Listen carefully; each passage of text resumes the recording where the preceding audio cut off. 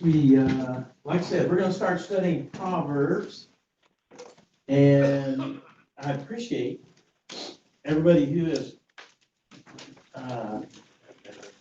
helped me out with wisdom, and we're going to need wisdom as we go through this. And we won't have all wisdom when we get done, but hopefully we do well in all of it. One of the things I've done is I love Proverbs. I have a number of books and that type of thing, and Bill was saying he has some books that he would share with me on how they've organized Proverbs together in topics, which is awesome. And if you have F. Smith's chronological Bible, that's one of the things he has done is organize them topically. So I'm going to lean on that a little bit. And then we have a Bible program, several of us, that is really good. And it pulls out all the Proverbs on particular topics and then other Proverbs and other books that go along with those topics. So anyway, we will be looking at those resources. I try to put a lot of stuff on my blog as well, which is helpful. I link to a lot of other resources in that way. So hopefully that is helpful to you. But hey, I'm all ears. If you have something good, I really do want to learn, and I just love it so much. One of the things I did when I was preaching in Minnesota and my kids were graduating is I preached through the book of Proverbs. Proverbs, a lot of it is Solomon writing to his son, giving him wisdom. And then what I did was Katie and I had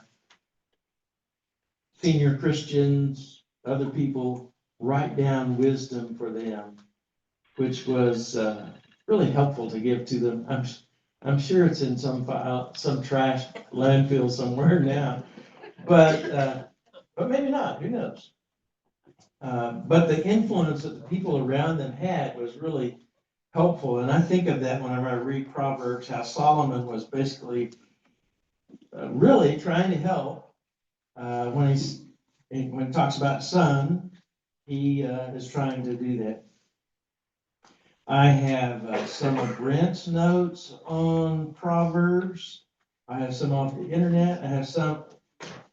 Phil wrote a little thing on wisdom out of Proverbs that I printed off tonight to just kind of look at some of the basics. But all in all, we're going to support one another in this wisdom and growing. And it's not just to make your head have a little more data in it, okay? It is taking God's way God looks at the world and helping us process that to live a godly life. And that's wisdom is not really wisdom if it's not put into practice. Doesn't matter how much wisdom you might have on paper or whatever, but if it's not in your heart, in your head, and lived out, it's not real true wisdom like God describes. And sometimes we can be really, we can be more wise guys than wise men, okay? We can be smart aleck without being real smart, yeah, not real helpful. So that's a part of it as well. It was written a long time ago, and it was gathered over a period of time. I'm working on the chart right now. This little chart, kind of how Proverbs is organized. And that was one of the things Phil was saying, what I should do. And I said, that's exactly the kind of conclusion I came to. There's these kind of chapter 1 through chapter 9, verse 18 is Solomon writing to his son or whatever. And you can take, we'll explore that a little bit more. Then chapters 20 through 24, really even up into 30, is a grouping of Proverbs. And sometimes they're repeated, sometimes various scriptures on topics. And so we'll look at some of that. And then the last chapter is, part of the last chapter is that virtuous wife. And we'll talk more about that. I may come to a different conclusion, but I am working through that as well. And really that chapter 10 through 29 or 30 and through there is where there are a lot of these groupings of topics. I'm going to try to move along about a chapter a week. We probably won't get through chapter 1 tonight, even though I've got it printed off. But we'll explore and talk and all of that. Before we look at the text, let's just let's get some feedback from some of you guys. What are some of your favorite proverbs? And you might say this is in the Bible and it's a proverb, or you might say this is a proverb my mom and dad or grandparents taught me or whatever. So any feedback? Yes, Joe. And Proverbs 16, verse 33, it says, we may throw the dice, but the Lord determines how they fall. I thought that was a good one. Yeah. Very good. And which makes me think proverbs are things that are, I want to say generally true, maybe statistically true. They're not ironclad things like train up a child in the way he should go, and when he's old, he won't depart. Well, if you don't train them, they probably won't do well. But if you want them to grow up right, you better do some training. That's kind of, to me, what that proverb is saying. Another proverb. All right, Roger. As iron sharpens iron, so one man sharpens another. All I right. can't remember exactly where it is. It has a 17 in it, is it? It is in something. Chapter 17? Yeah. I used to have it posted on my wall at work, Yeah. and it was kind of a good.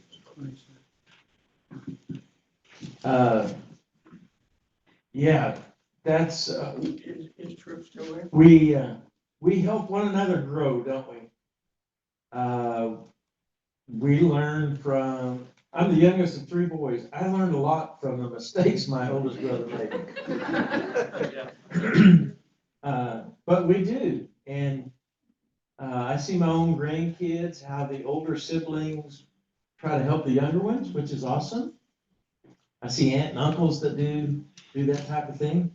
By the way, talking about Solomon and his son, once I had teenagers, I decided instead of having super black and white rules to teach about being wise, do the thing that God is going to lead you to do. Learn to lean on God for wisdom.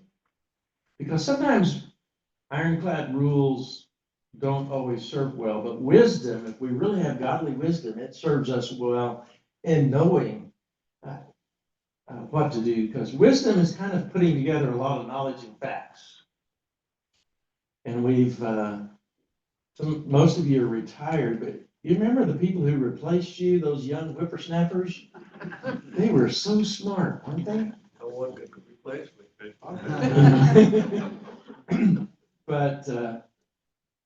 But the experience that we have, hopefully, just getting older and having a big number doesn't make you wise, but as we grow and develop, we become wiser because we have time to grow wiser. So that, hopefully that's a good thing. Another favorite proverb. Bill.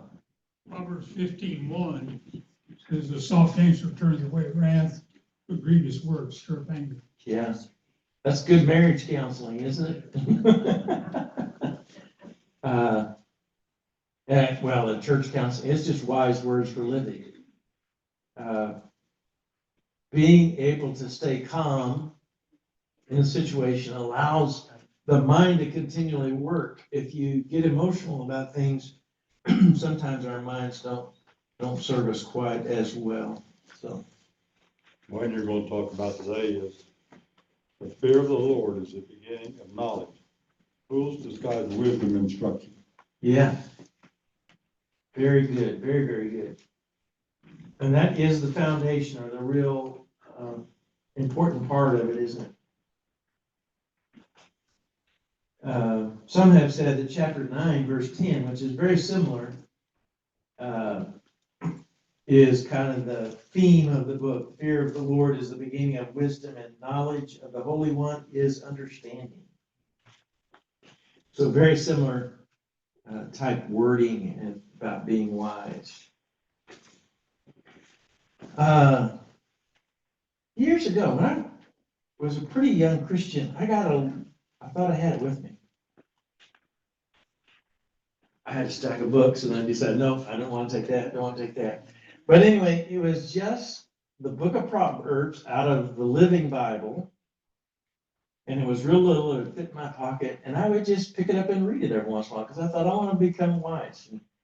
Did it work? I carried it right back here. So. Yeah. No, I really enjoyed it. Of course, the more modern translations, that's probably not the best way to say it. The more thought for thought translations have real practical ways of saying those, not always necessarily the best of translations or ways of doing it, but it tells you how practical it is. And I have one for the message too that I've enjoyed. So anyway, Proverbs makes me think of that. Another one, Bonnie? Well, this isn't a favorite, but it's an admission. Okay. And maybe there'll be a lot of disagreement with what I did, but I had 3 ornery boys. And I sometimes was so exasperated with what to do with discipline and how to have them get along. And so I chose some Proverbs and had them sit down and write it so many 100 times. And hopefully it worked. Well, like I say, some of the Proverbs are repeated, so they're worth repeating and all that. Yes, Mike.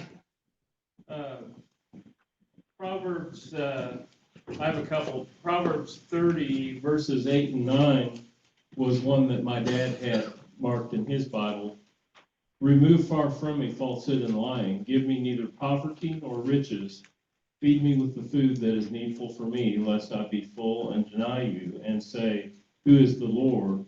Or lest I be poor and steal and profane the name of my God. It's kind of a reminder that we can have too much. Yes. The other one, I think Kent can relate to.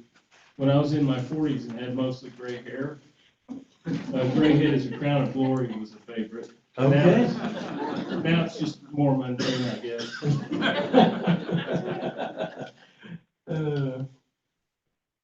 Very good.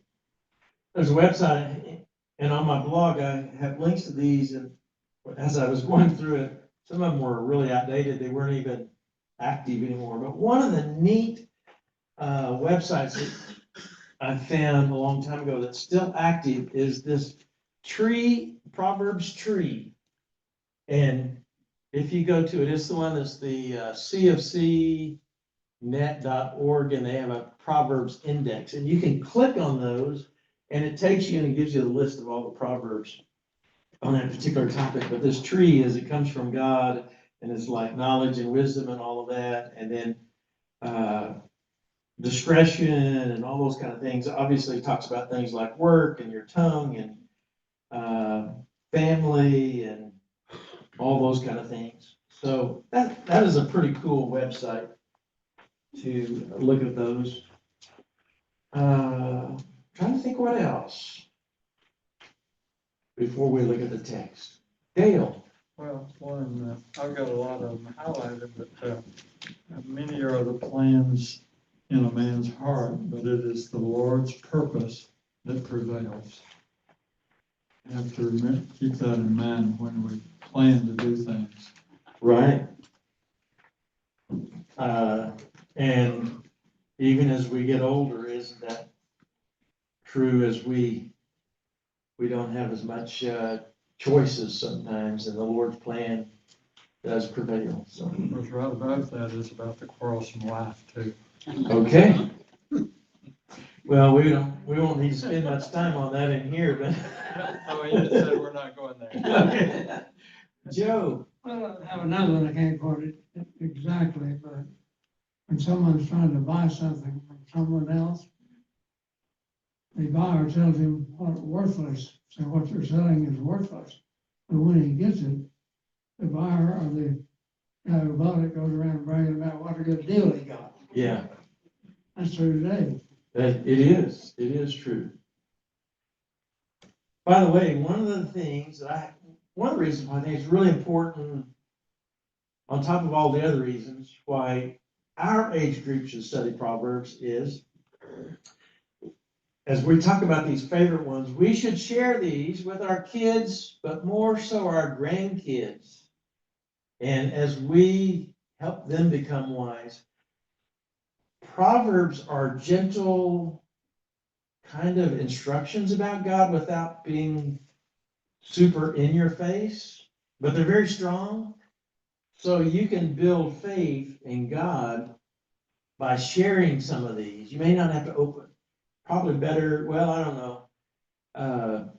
But, let them know that it's in the Bible, that type of thing. But they are really good, gentle ways of guiding us.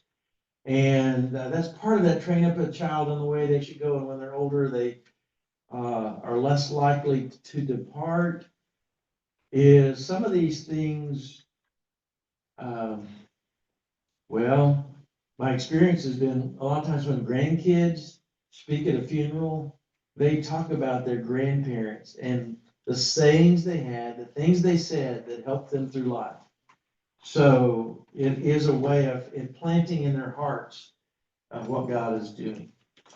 This was just a question I had. When you wake up in the morning, where is your mind? What do you think of, and all of that kind of stuff? And I know that for most of us, our mind is on the Lord or on Scripture, and we wake up and say, "This is the day the Lord has made. Let us rejoice and be glad in it." So those shape us sometimes. All right, I've asked Frank to read the first 7 verses, and we'll talk about those verses. Proverbs begins under a major heading called the beginning of knowledge. So this is verse 1 under the beginning of knowledge. The Proverbs of Solomon, the son of David, king of Israel, to know wisdom and instruction, to perceive the words of understanding, to receive the instruction of wisdom, justice, judgment, and equity, to give prudence to the simple, to the young man knowledge and direction. A wise man will hear and increase learning, and a man of understanding will attain wise counsel. To understand a proverb and an enigma, now an enigma is something that is a riddle or baffling, you don't understand it. To understand a proverb and an enigma, the words of the wise, let's see, they have to begin a new heading here, so let me stop at verse 6. To understand a proverb and an enigma. Now this is the major heading. The words of the wise and their riddles. Now verse 7. The fear of the Lord is the beginning of knowledge, but fools despise wisdom and instruction. All right, very good. April Fool's Day, that's people who despise wisdom and instruction, isn't it?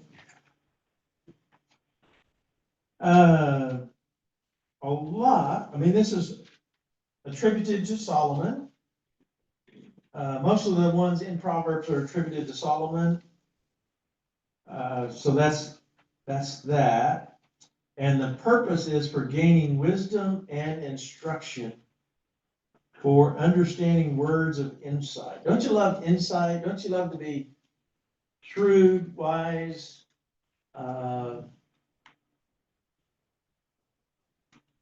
and all of that? Isn't it good to be able to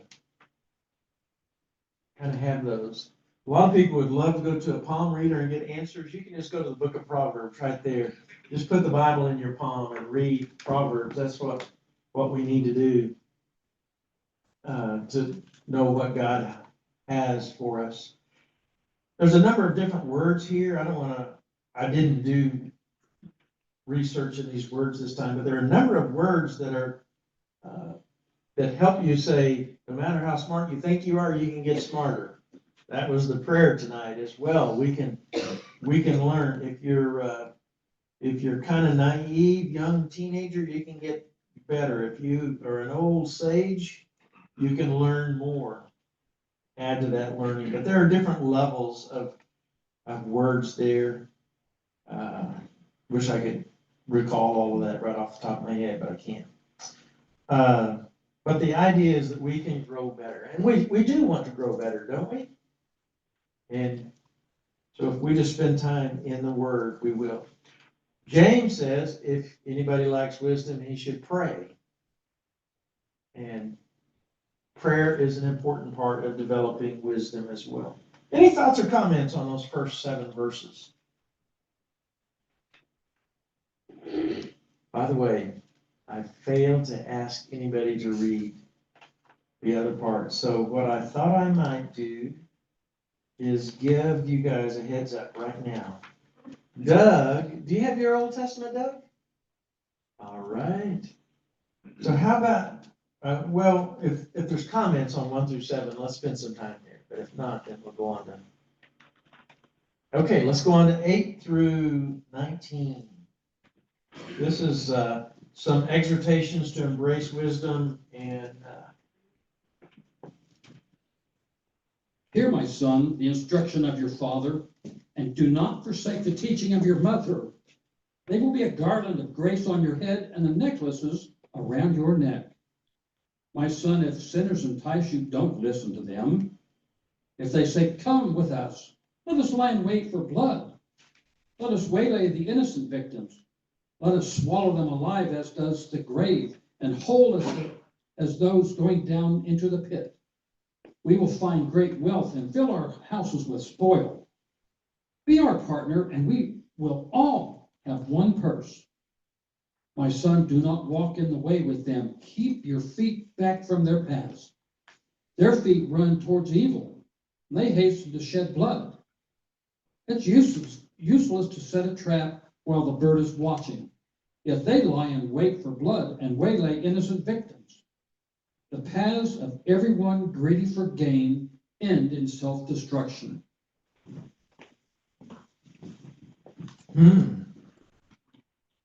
Self-destruction. Let me just mention that sometimes wisdom and false wisdom are personified.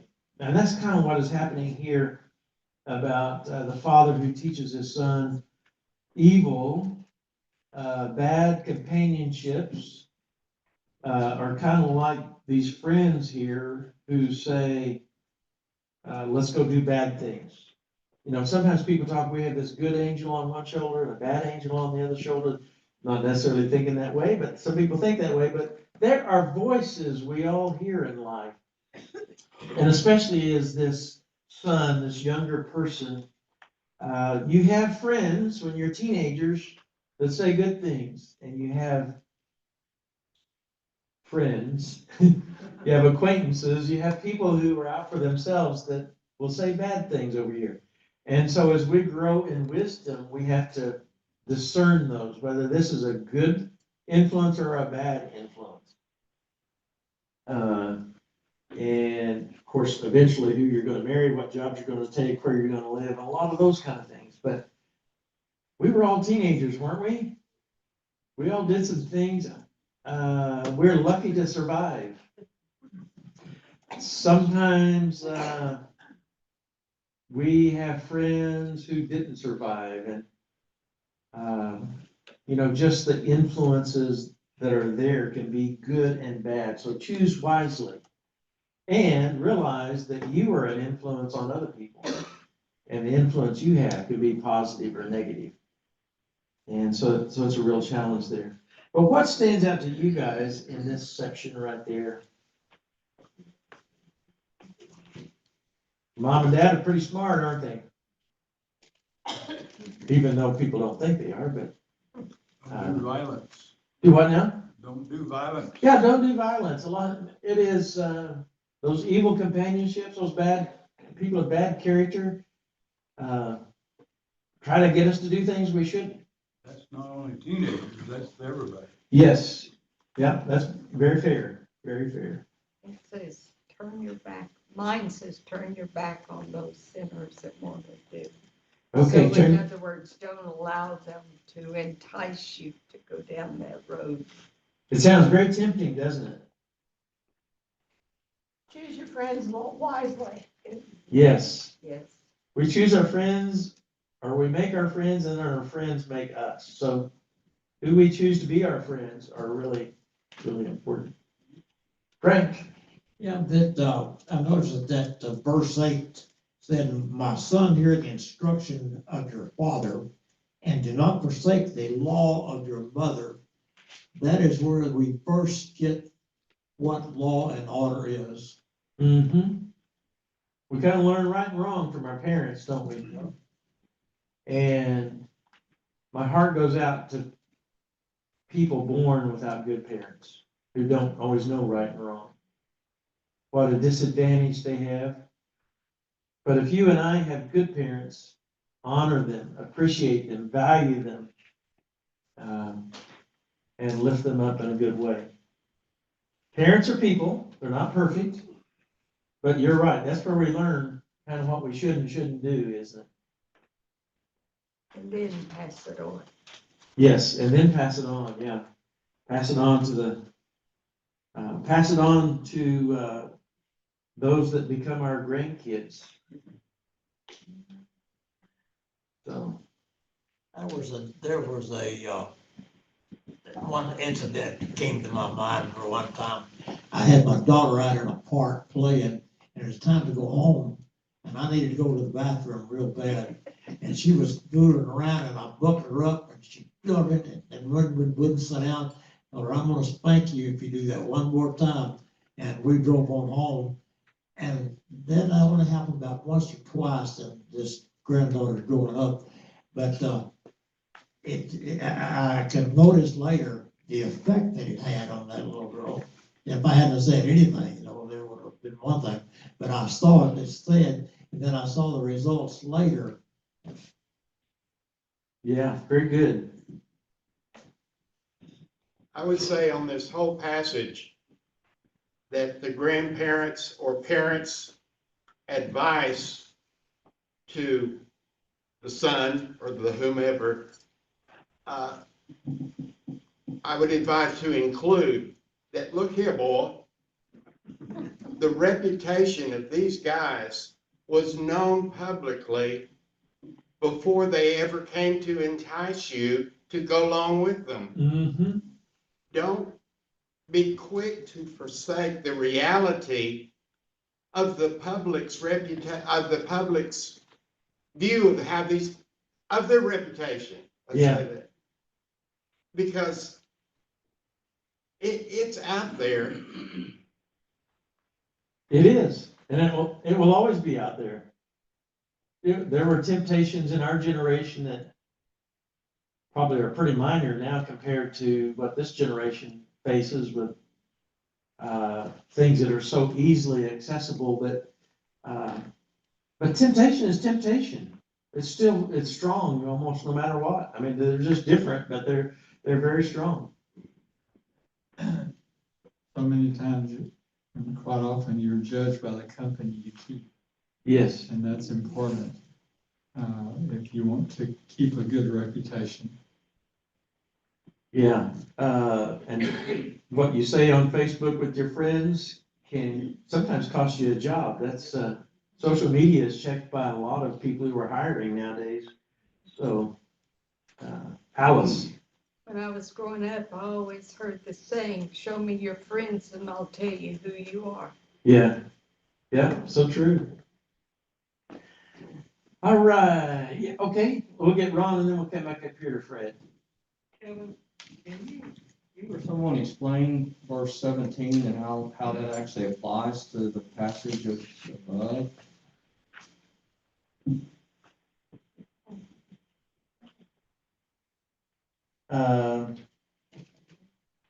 I don't know. Any good wisdom in here? Well, if you do that in plain view, everybody sees it. And they're going to know not to associate with you. It is not saying that these guys that's making these evil plans are not beginning to realize they are making the net for themselves. Mm-hmm.